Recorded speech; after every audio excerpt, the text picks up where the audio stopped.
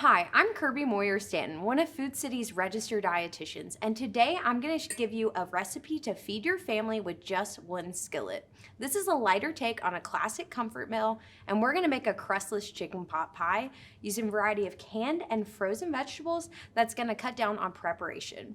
As always, before we start any recipe, let's start with clean hands and a clean kitchen space, and we're going to want to read through the whole recipe in its entirety, focusing on what ingredients we can prepare, so when we're ready to cook, it's going to come together in a flash. This recipe calls for canned chicken, frozen mixed vegetables, fresh celery and onion, canned cream of chicken soup, broth, milk, oil, butter, and some seasonings. And to start, I'm going to show you how to prep some of these vegetables. So let's get started today. To start for the base of our chicken pot pie, we are going to incorporate some fresh vegetables that are going to provide an aromatic base. So we have celery and onion today. Celery is quite easy to cut. You just want to start with removing any of the tops and then the white root part of celery. So we are simply going to put our blade down and slice to remove. And then we're looking for pretty thin. I like to stack mine together and focusing on a diced kind of quarter-size moon portion here. So you're going to need 2 celery stalks for the base of our recipe. And once you've completed cutting your 2 celery stalks, we're going to move on to doing our onion next. Now, when it comes to cutting the onion, there are a few little tips and tricks that we can use. So I'm going to start by removing the top and leaving the root intact. So once we cut through the top of the onion, we're going to want to go ahead and slice it in half to give ourselves a flat cutting surface to work from.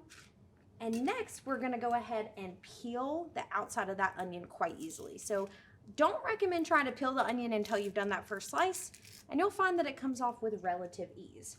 Now, we also are going to focus on a small diced onion here. So we're going to follow the ridges, not cutting quite into the root. And we're going to do long slivers down the onion. Remember, rolling your knuckles back just to avoid that sharp knife edge. And it can be quite easy just to rotate to get down the other side. And again, we're not going to want to cut all the way to the root because that's going to keep it nice and together. And then we're going to rotate, rolling back and giving a nice fine diced onion. And as I work my way down, I can hold on to that root for the end. You might have a few long pieces, but in general, you're left with a really uniform, easy to cut onion, and that is going to be the only preparation for vegetables we have to do to start this recipe. Now that we've prepared our vegetables, let's get the next ingredients ready to go for our crustless chicken pot pie. You want to remember to go ahead and preheat the oven to 475 degrees as we're going to form a crispy crust at the end to finish. First, we used a canned chicken breast here. This is a lean option. We're just going to want to put this in a colander to rinse off any extra salt or sodium. So I quickly put that under water and separate it in large pieces. The next step is going to be using a Campbell's Healthy Request cream of chicken soup. You could use a cream of mushroom here if that's what you like. This is going to be lower in saturated fat and lower in sodium. So it's really going to help us lighten up this dish, but still have a creamy, creamy finish. What we're going to want to do, your can is going to measure about 1 cup. We're just going to need to add in another anywhere from 1/4 to 1/2 of a cup. So I'm going to go ahead and start adding in right up to the top about 1/4 of a cup. It's okay to leave that separated because we're going to mix that to combine right before we add into our chicken pot pie. And you're also going to need about 1.5 cups of low sodium broth. This is going to help us reduce down to get a creamy broth base that will help bring together all of our flavors. And since we're going to be doing this in 1 skillet, we want to go ahead and have that all together. And then the final thing that we're going to want to do in terms of ingredients that are going in, we need to measure about 3 tablespoons of flour. And you don't need to be worried about measuring these like we would for baking, having an approximate sifting or anything. We just need about 3 tablespoons. And then we're also going to add some salt and pepper seasoning to that flour to really help infuse some depth of flavor. And then the last thing is going ahead and getting out your frozen mixed vegetable. We want to have this ready. Go ahead and cut off the top so when we're putting this all together in the pan, everything we need is going to be ready to go. So now we have ready our chicken, our diced vegetables, our cream of chicken and milk, our broth, flour, and have your frozen vegetables on hand. And the only additional thing you're gonna need is your Italian seasoning for flavor. And when our next step is gonna be assembling our crustless chicken pot pie. All right, we're gonna start with our hot skillet over medium-high heat with about a tablespoon of olive oil. You do wanna make sure that your oil distributes evenly over the pan. I'm gonna add just a dash more to make sure we have it fully coated before we add in our onion and our celery. Perfect noise, exactly what we wanna hear, because we're gonna want to allow the onion and the celery to slowly cook down.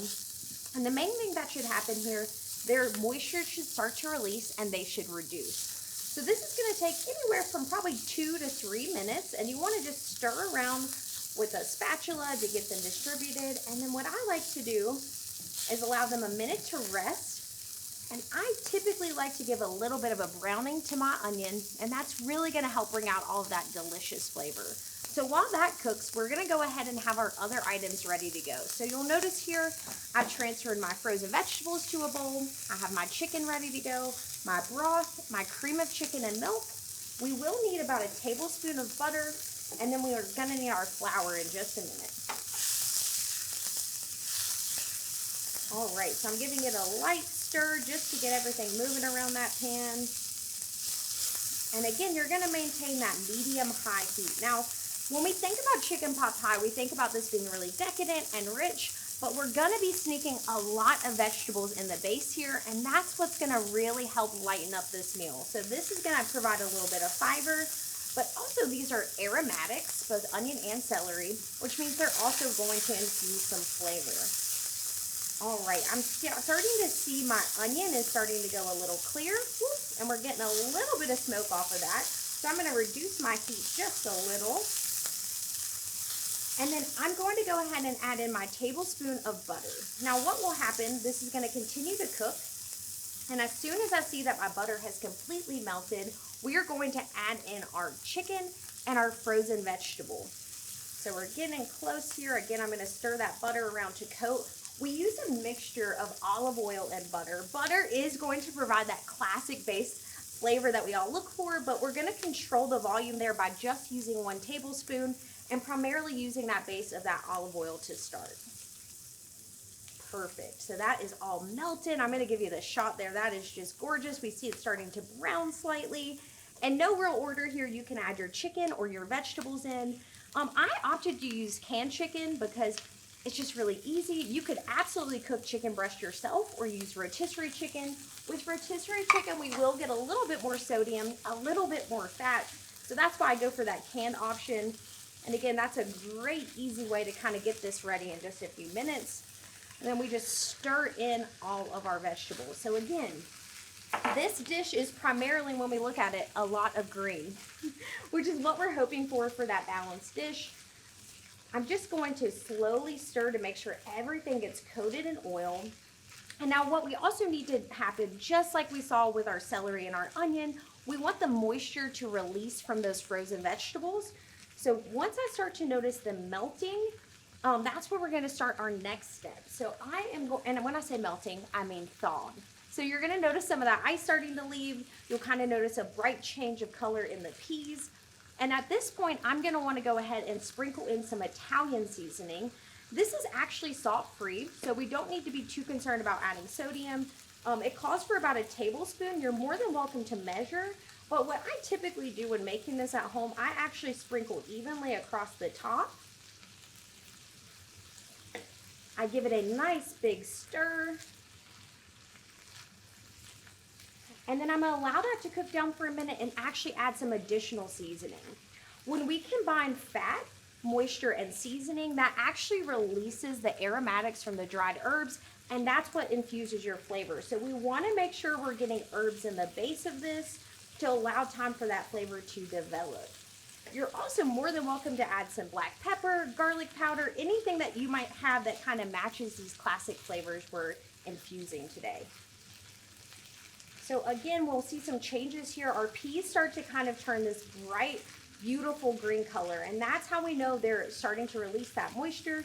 You might notice a little bit of water pooling in the bottom of the pan. That is gonna cook off, so that's completely fine.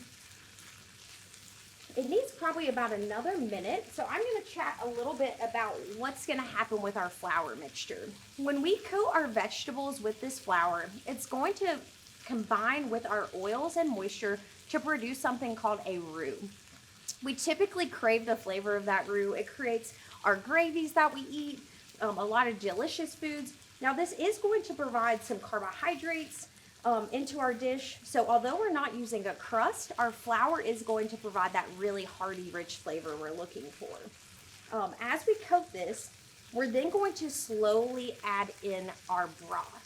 The number one mistake you can make when you do this recipe is once I get this beautiful roux going, I have to add moisture really slowly. If I dump in all the moisture at once, it's going to disturb my roux and you won't get the creamy, gravy-rich texture we're looking for the base of our pie. So now that this is all starting to brighten up, and again, that color change is what we're looking for. We're getting all that beautiful veggie. Again, just stirring around to maybe make sure we have a nice base. And you're simply going to take your flour and just evenly sprinkle it across the top. Just like we've been doing this whole time, we're going to slowly start to incorporate and stir that flour down. If your pan is too hot, you run the risk of burning your flour. So we've kept it at this even temperature, but nothing too crazy here. Since our chicken is already cooked, we're really just looking to start to brown that slightly without burning the flour. It is going to take at least probably 1 to 2 minutes for this roux to develop. So we're going to just let that simmer for a moment. And again, just making sure there's no white pockets of flour within your skillet is what we're looking for here. Completely fine not to stir the whole time.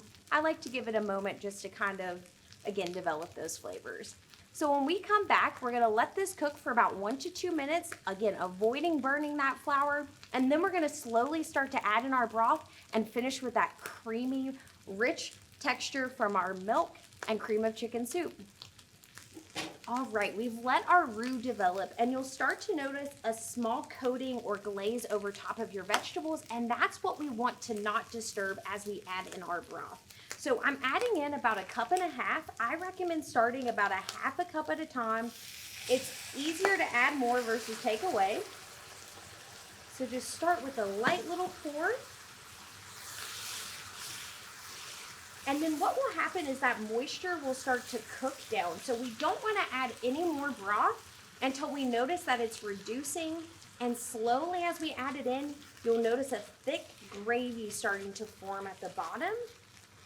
And it actually doesn't take too long. I know it sounds tedious to say pour 1/2 cup at a time, but this pan is pretty hot.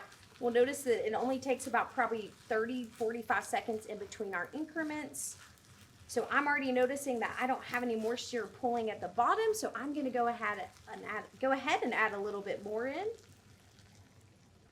And then we'll just need to let that cook down. You're more than welcome to let it sit for a moment. And again, we keep mentioning infusing flavors. When we cook with a lot of vegetables, which have a high water content, the mistake I oftentimes see people make is they don't season enough, or they don't give enough time for those flavors to mature. So we didn't add a lot of oil. We haven't added a lot of rich flavors quite yet, but we're letting the magic of these simple ingredients come together. But again, still one pan, and hopefully still not taking too much time. So this family meal is something that everyone will be looking forward to and isn't overwhelming to make. All right, it looks like this is perfectly cooking down. So we're gonna add our last bit of broth. And then when this broth comes in, we're going to slowly allow the dish to cook down to a simmer. A simmer is not quite a boil. If we boil it, we're gonna run the risk of, again, disturbing that roux, slightly burning, but there we go, perfect. So it's slightly starting to low bubbles, and as the moisture develops, or the moisture cooks down, we're gonna notice that creamy, rich sauce we saw earlier coming to the top of our vegetables. We don't want to add more moisture until that moisture is cooked down. So stay patient for this step and make sure you're just being mindful of stirring a little to avoid any pieces sticking to the bottom of your pan.